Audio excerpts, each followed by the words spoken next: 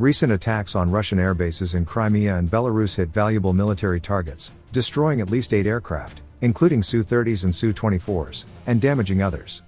But the targets were also highly symbolic and psychologically impactful.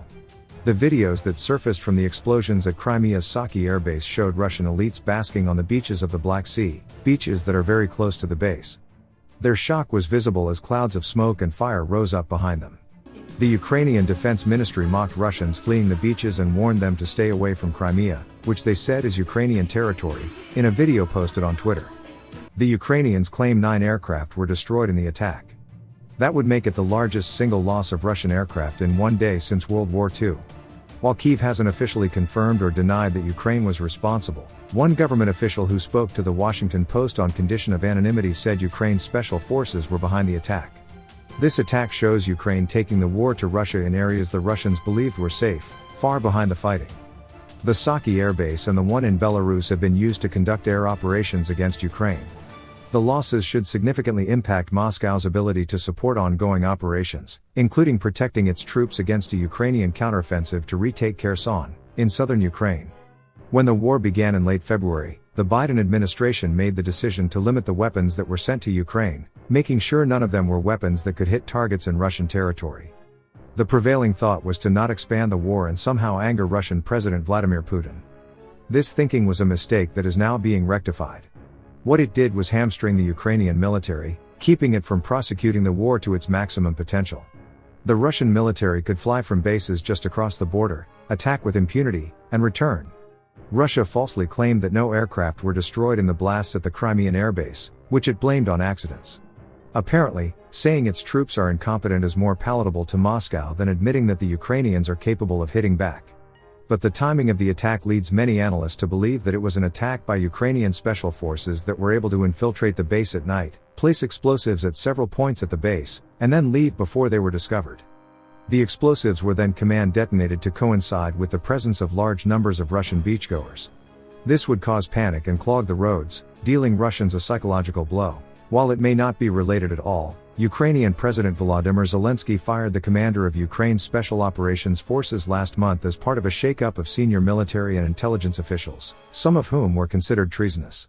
If the Ukrainians indeed carried out 2 high-profile special operations missions 1 month after this shakeup in the command structure, it implies they might not have wanted to risk their troops before, when the previous commanders were in charge. Reports surfaced earlier this week that Canadian Special Forces were working with Ukrainian partner forces in Ukraine. Canadian Defence Minister Anita Anand had previously announced that Canadian troops would deploy to the UK to train Ukrainian recruits, fulfilling an earlier agreement. Canada's Special Operations Command, while not denying that its troops were in Ukraine, declined to comment. Responding to the reports, Anand also did not deny that Canadian Special Forces were operating in Ukraine. In terms of special forces and their location and information along those lines, it would be imprudent for me to provide that information, she said in a Thursday interview with Global News.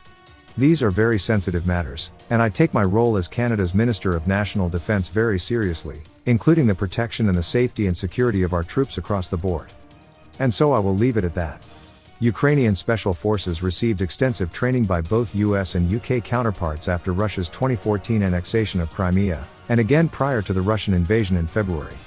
Those Ukrainian personnel are now setting up resistance networks in occupied areas, as well as conducting attacks on Russian troops and positions. Alexei Danilov, Secretary of Ukraine's National Security and Defense Council, said, "If you ask me if there are partisans, I will answer, there are. They are everywhere. We prepared in advance and we have them," he said. "What they are doing is another matter. It depends on what tasks and when they will be received. And there is and will be resistance."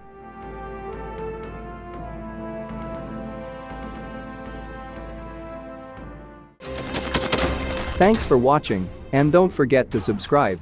Also, if you want to support Warthog Defense, please become our member and get early access to new videos, exclusive members-only videos, and become administrator in comment section. The membership link is in the description. Rescues every day. We had a guy last week at 6 rescues in 6 days. He's doing the job every day.